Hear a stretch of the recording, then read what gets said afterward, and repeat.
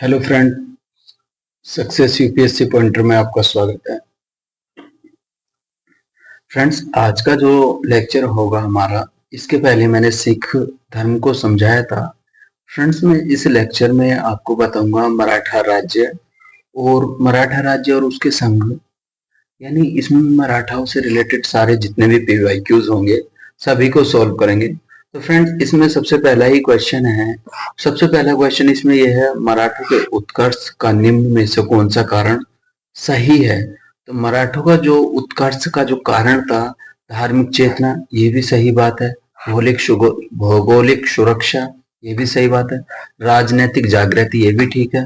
उच्च नेतृत्व की शक्ति, ये भी ठीक है। तो इसका मीन्स ये हो, उपरोक्त ऑप्शन सही है। ठीक है फ्रेंड्स, अब इसका इवोल्यूशन क्या है। मराठों के उत्कर्ष के लिए उपयुक्त सभी कारण सही हैं। मराठा शक्ति का उत्कर्ष किसी एक व्यक्ति या विशेष व्यक्ति समूह का कार्य न था और न किसी विशेष समय में उत्पन्न हुई अस्थायी परिस्थितियों का ही परिणाम था। मराठा शक्ति के उदय के आधार पर महाराष्ट्र के संपूर्ण निवासी थे, जिन्होंने जाति, भाषा, धर्म, साहित्य और निवास स्थान के एकता के आधार पर राष्ट्रीयता की भावना को जन्म दिया और उस राष्ट्रीयता को संगठित करने के लिए एक स्वतंत्र राज्य की स्थापना की इच्छा व्यक्त की। महाराष्ट्र की भौगोलिक परिस्थितियां भी मराठा शक्ति के उत्कर्ष में सहायक थी। शिवाजी और अन्य मराठा नेताओं की उच्च नेतृत्व क्षमता में भी इसे भागीदार थी। क्वेश्चन नंबर आता है, छायांकित राज दर्शाता है। तो ये जो छायांकित भाग है, ये फ्रेंड्स किसका दर्शाएगा, ये मराठों का क्षेत्र है। शिवाजी ने मुगलों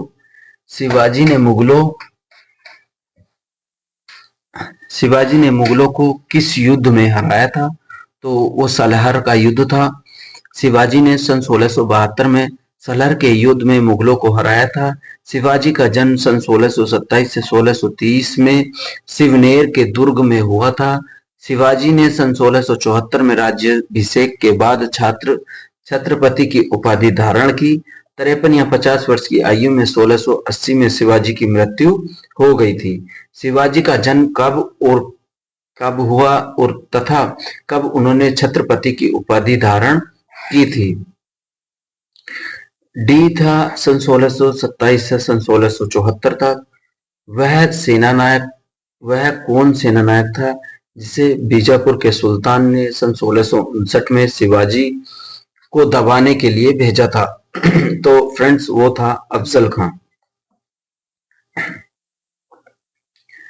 बीजापुर के सुल्तान ने सन 1659 में अफजल खान नामक एक अनुभवी एवं विश्वस्त सेनानायक को शिवाजी की महत्वाकांक्षाओं पर अंकुश लगाने के लिए भेजा, किंतु कूटनीतिज्ञ से शिवाजी ने उनका वध कर दिया। ठीक है, शिवाजी मुगलों की कैद से भागने के समय में कौन से नगर में कैद थे। तो फ्रेंड्स, वो थे बी, आगरा। शिवाजी मुगलों की कैद से भागने का समय आगरा के जयपुर भवन में कैद के शिवाजी को औरंगजेब के आगरा सन 1666 ईस्वी में कैद कर दिया गया। इस प्रकार विकल्प भी सही होगा। ठीक है फ्रेंड्स, फिर आता हमारा क्वेश्चन नंबर 7। शिवाजी की राजधानी कहां पर थी। तो शिवाजी की जो राजधानी थी फ्रेंड्स, वो रायगढ़ में थी। सन 1674 में शिवाजी ने अपने राज्याभिषेक कराया था और छत्रपति शिवाजी की उपाधि धारण की। रायगढ़ को अपनी राजधानी बनाया। उस युग के महान विद्वान बनारस के पंडित विश्वेश्वर उर्फ गंगा भट्ट ने उन्हें क्षेत्रीय घोषित करते हुए राज्याभिषेक करवाया था। शिवाजी की राजधानी कहाँ थी। तो शिवाजी की राजधानी रायगढ़ थी। शिवाजी का छत्रपति के रूप में औपचारिक राज्याभिषेक कहाँ हुआ था। वो हुआ था फ्रेंड्स रायगढ़ में।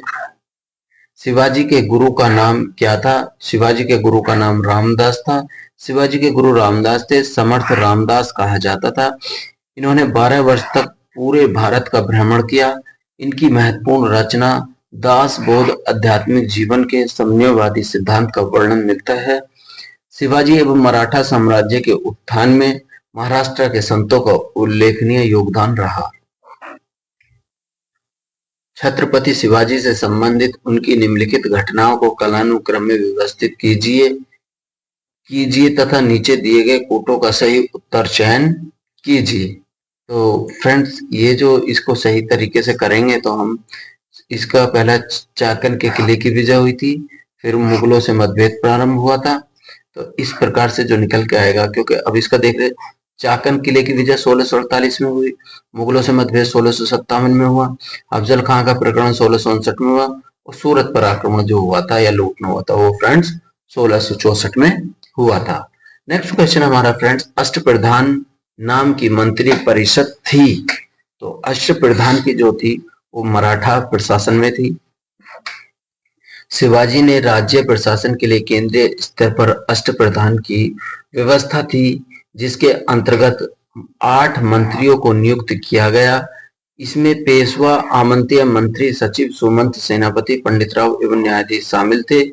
शिवाजी के राज्य प्रशासन में आधुनिक काल के सचिवों की भांति कार्य करते थे। इनका कार्य राजा को परामर्श देना मात्र था। इसे किसी भी अर्थ में मंत्रिमंडल नहीं कहा जाता था। प्रत्येक मंत्रिमंडल के उत्तरदायी था। ये निम्न प्रकार के थे। पेशवा राजा प्रधानमंत्री था। आमत्य एवं माजूमदार वित्त एवं राजस्व मंत्री था। वाकिया नबीस मंत्री राजा सैनिक का दरबारी था। अष्टप्रधान का गठन किसने किया था? तो अष्टप्रधान का जो गठन किया था वो शिवाजी ने किया था। अष्टप्रधान को एक न्यायाधीश होता था, मुख्य न्यायाधीश, एक पंडित राव होता था, सेनापति सरे नौबत होता था। तो ये अष्टप्रधान होते थे। ठीक है फ्रेंड्स, क्वेश्चन नंबर आता हमारा नेक्स्ट 14। अष्टप्रधान मंत्री परिषद किस राज्य से में संबंध प्रबंध में सहायता करती थी? तो फ्रेंड्स वो शिवाजी ऑप्शन निकल के आएगा इसका। शिवाजी के अष्टप्रधान निम्नलिखित में से अधिकारी थे। तो फ्रेंड्स वो तो होता 1 2 3 4 सारे ही थे ये। शिवाजी के समय सरनाबाद पद सा संबंध था, तो वो था सैन्य प्रशासन से संबंधित था। क्वेश्चन नंबर 17 था, शिवाजी के अष्टप्रधान जो सदस्य विदेशी मामलों की देखरेख करता था वह कहलाता था। तो वो कहलाता था सुमंत। और शिवाजी के शासनकाल में विदेश मंत्री को कहा जाता था सुमंत कहा जाता था। और अष्टप्रधान मंत्री परिषद के राज्य प्रबंध में सहायता करती थी। तो ये क्वेश्चन नंबर 19 का सी आएगा, शिवाजी। फिर आता हमारा क्वेश्चन नंबर 20। क्वेश्चन नंबर 20 में क्या, राज्य के मामले में शिवाजी एक मंत्री परिषद से परामर्श लेते थे।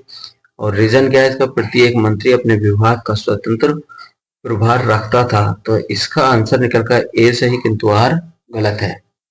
ठीक है फ्रेंड्स, क्वेश्चन नंबर आता हमारा फिर 21। निम्नलिखित में से थोड़ा इसका इवोल्यूशन देख लेते हैं। शासन में शिवाजी की सहायता के लिए 8 बड़े अधिकारी या मंत्री थे। वे एक मंत्री परिषद की तरह कार्य नहीं करते थे। प्रत्येक मंत्री अपने अपने विभाग का प्रधान था। यह शिवाजी की इच्छा पर निर्भर करता था। वह जिसे पृथक पृथक अथवा सम्मिलित रूप से सलाह ले, उनकी सलाह मानने के लिए शिवाजी बाध्य नहीं थे। ये 8 प्रधान वस्तुतः शिवाजी के सचिवों की भांति कार्य करते थे। शिवाजी द्वारा दिए गए आदेशों का पालन करना, विस्तृत रूप से शासन की देखभाल करना उनका प्रमुख दायित्व था। निम्नलिखित में से कौन सी मुद्रा छत्रपति शिवाजी के राज्य में प्रचलित रजत मुद्रा नहीं थी?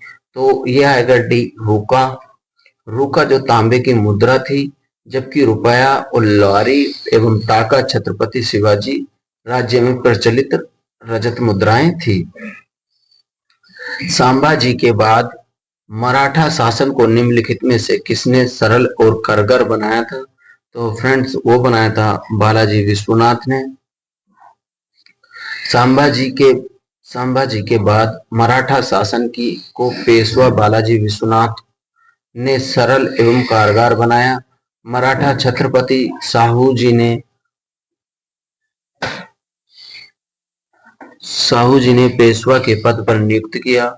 नवंबर सन 1713 में केवल बालाजी एवं उसके परिवार के लिए नहीं अपितु संपूर्ण मराठा जाति के लिए महत्वपूर्ण था, क्योंकि इस समय सत्ता छत्रपति के हाथों से निकलकर पेशवा के हाथों में रूपांतरित हो गई थी। क्वेश्चन नंबर आता 23। निम्नलिखित में से उनके शासनकाल क्रम में व्यवस्थित कीजिए। तो बालाजी विश्वनाथ का शासनकाल 1713 से 1720।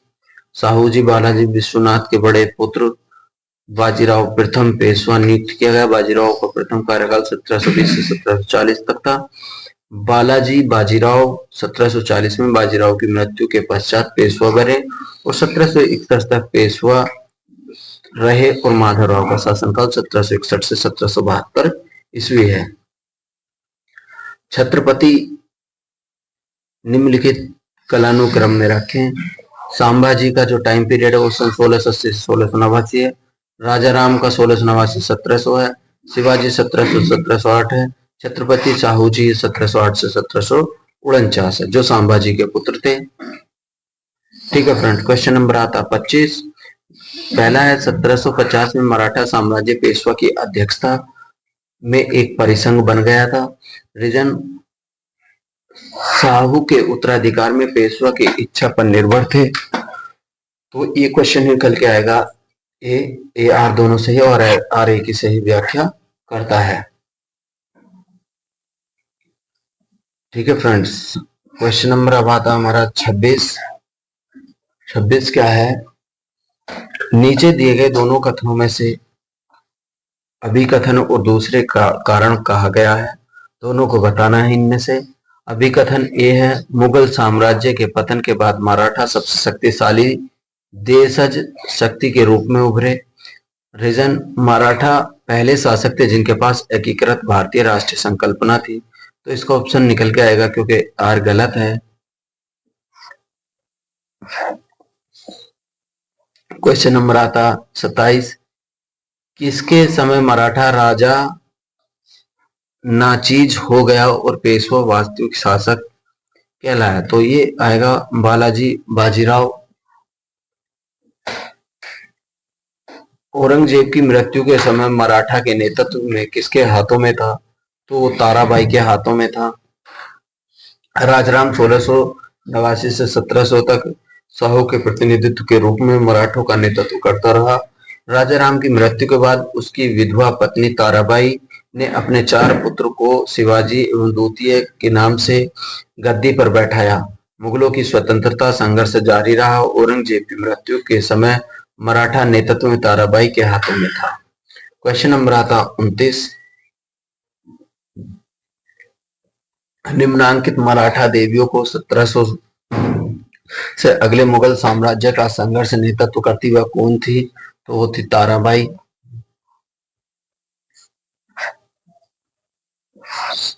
ये सरजमी प्रथा किससे संबंधित थी? तो मराठा भू राजस्व प्रथा थी। सुरक्षा के लिए मराठों के राजस्व के दावों पर किस नाम से जाना जाता था? उस चौथ के नाम से जाना जाता। चौथ उन प्रांतों से लिया जाता था जिन्हें मुगलई कहा जाता था। इस कर के बदले पड़ोसी राज्यों को मराठों के आक्रमण तथा लूटपाट से बचाने का आश्वासन प्राप्त होता था। एक इतिहासकार ने पानीपत की तीसरी लड़ाई को स्वयं देखा, वह कौन थे? तो वो काशीराज पंडित थे। पानीपत की तीसरी लड़ाई 14 जनवरी 1761 को सदशिव भाऊ के नेतृत्व में मराठा सेना अहमद शाह अब्दाली के नेतृत्व में अफगान सेना के बीच लड़ी गई और मराठे बुरी तरह से पराजित हुए। काशीराम जी पंडित युद्ध के प्रत्यदर्शी थे। उनके अनुसार पानीपत का तीसरा युद्ध मराठों के लिए प्रलयकारी सिद्ध हुआ।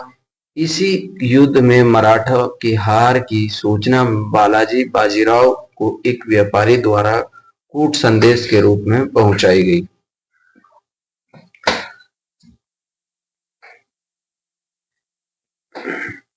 क्वेश्चन नंबर आता 33।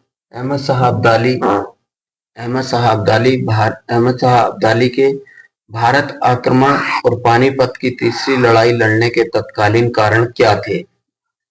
तो फ्रेंड्स, इसके जो कारण थे वो ये थे, वह मराठों द्वारा लाहौर में अपने वायसराय तैमूर शाह के निष्कासन का बदला लेना चाहता था।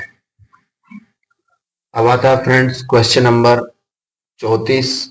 पानीपत के तीसरे युद्ध में किसने मराठों को हराया था? तो फ्रेंड्स, वो अफगानों ने हराया था। पानीपत का तीसरा युद्ध कब लड़ा गया? तो पानीपत का 14 जनवरी 1761 को लड़ा गया था। पानीपत का तीसरा युद्ध लड़ा गया था? वो लड़ा गया था मराठा और अहमद शाह अब्दाली के बीच। पानीपत का तीसरा युद्ध लड़ा गया था सन 1761 में।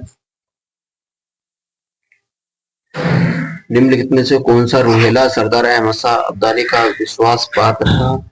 वो था फ्रेंड्स इनमें नजीब खान। मोंडी लिपि का प्रयोग किसके विलेखों में किया गया था? वो किया गया था मराठों के। तो फ्रेंड्स आज का लेक्चर को हम यहीं पर विराम देते हैं। मिलते हैं नेक्स्ट वीडियो में, मुगल साम्राज्य का विघटन करेंगे, उसके बाद हम मॉडर्न हिस्ट्री लेके आ जाएंगे। ठीक है फ्रेंड, मिलते हैं नेक्स्ट वीडियो में। Thank you so much.